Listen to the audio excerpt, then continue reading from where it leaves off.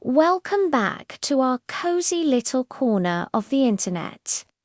Today, we're joining our favorite feline friend, Whiskers, for a very special story time. Settle in, get comfortable, and let's travel to the charming village of Meadowbrook. Soft, gentle music begins in the heart of Meadowbrook. Nestled amongst rolling green hills, lived a sleek black cat with brilliant emerald eyes. His name was Whiskers, and he was known for his curious nature and his love for a good story. On this particular sunny afternoon, Whiskers padded his way through a garden bursting with daisies and lavender, heading towards the familiar silhouette of an old oak tree. There, sitting in her favorite rocking chair, was old Mrs. Gable, her smile as warm as the afternoon sun. "Ah, Whiskers, my dear boy." Just in time, she chuckled, her voice like the rustling of dry leaves. "I was just about to tell a tale as old as this very oak. Come, curl up here and listen closely."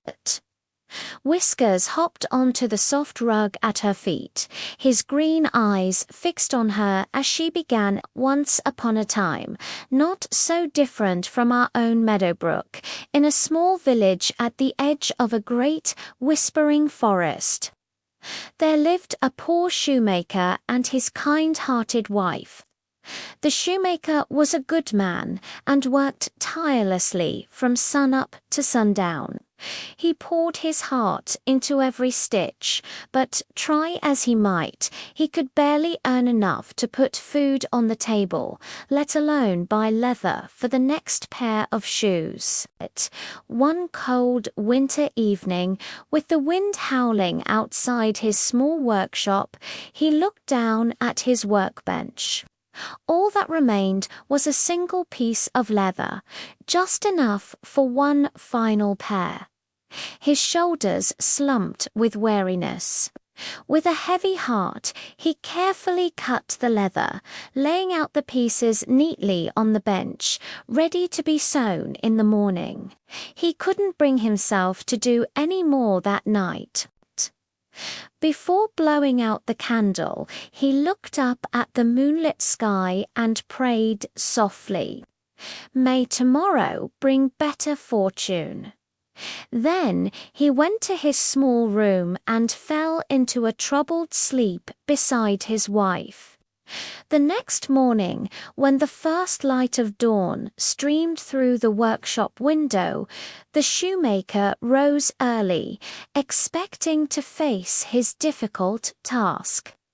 He walked over to his bench, and his eyes widened in disbelief. He blinked, thinking he was still dreaming.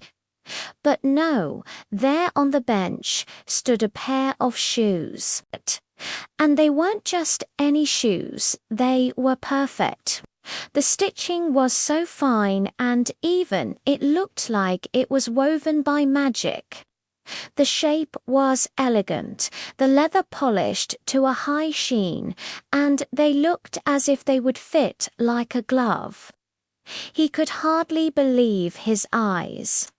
He called his wife, and she too gasped in astonishment. It wasn't long before a wealthy gentleman happened to be passing by the shop. He saw the magnificent shoes displayed in the window and was immediately captivated. He went inside, tried them on, and they fit him perfectly. He was so impressed that he paid the shoemaker a handsome price, far more than he had ever asked for. With this wonderful stroke of luck, the shoemaker went to the market and bought enough fine leather to make not one, but 2 more pairs of shoes. Feeling hopeful for the first time in a long while, he spent the evening cutting the leather with great care. Just as before, he left the pieces neatly arranged on his workbench, ready for the morning. Then, with a lighter heart, he went to bed. And what do you think happened? The next morning, when he entered his workshop, two splendid pairs of shoes awaited him, even more beautiful than the first. The craftsmanship was exquisite. That very day, two wealthy customers bought the shoes for an excellent price, and the shoemaker was able to buy enough leather for 4 new pairs. But night after night, the same miracle occurred. The shoemaker would cut the leather and lay it out, and every morning he would find perfectly finished shoes waiting for him. Word of his incredible shoes spread far and wide.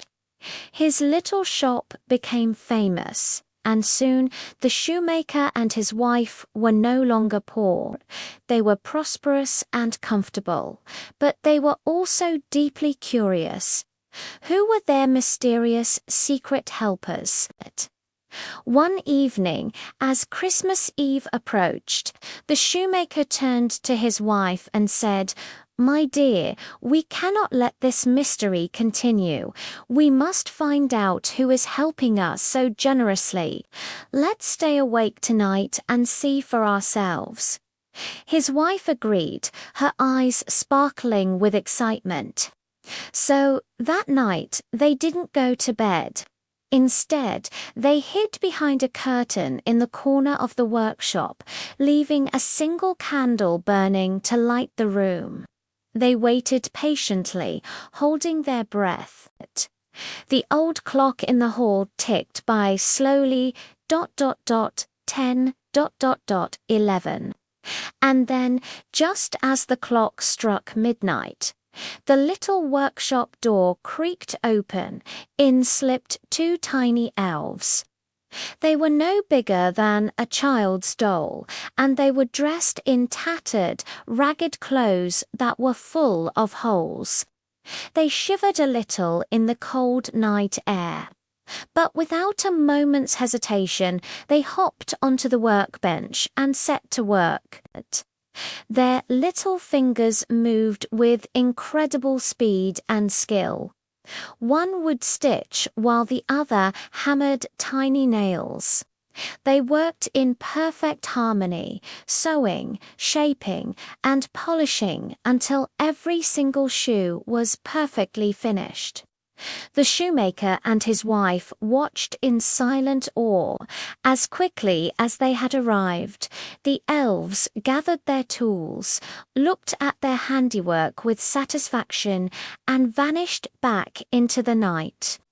The shoemaker's wife turned to her husband, her heart filled with compassion.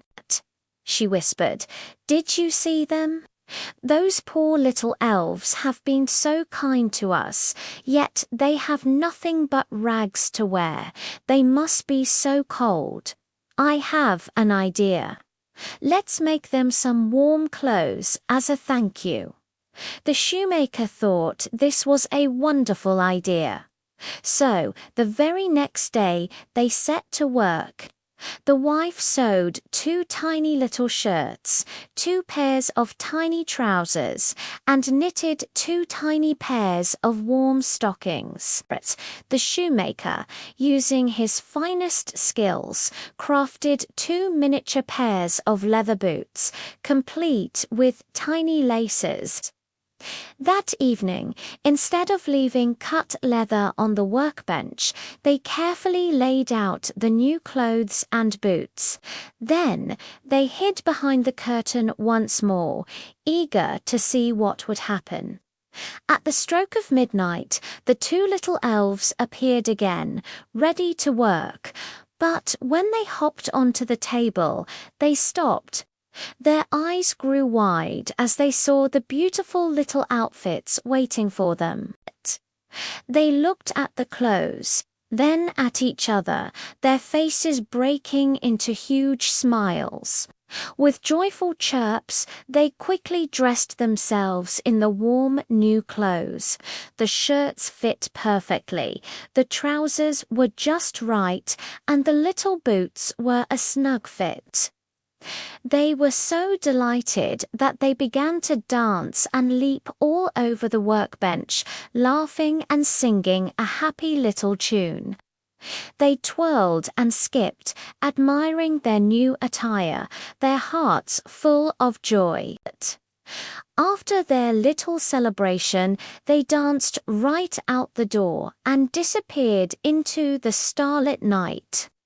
From that night on, the elves never returned, but their gift of good fortune remained. The shoemaker continued to be a master of his craft, and he and his wife lived a long, happy and prosperous life, never once forgetting the kindness of the two little elves who had changed their world forever.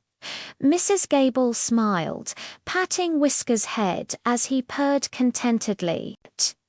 The sun was beginning to set, painting the sky in shades of orange and pink. It was a perfect end to a perfect story. And that's our tale for today. I hope you enjoyed it as much as Whiskers did. If you love cozy stories like this one, don't forget to hit that like button and subscribe to our channel so you don't miss our next adventure. Thanks for joining us, and we'll see you in the next video.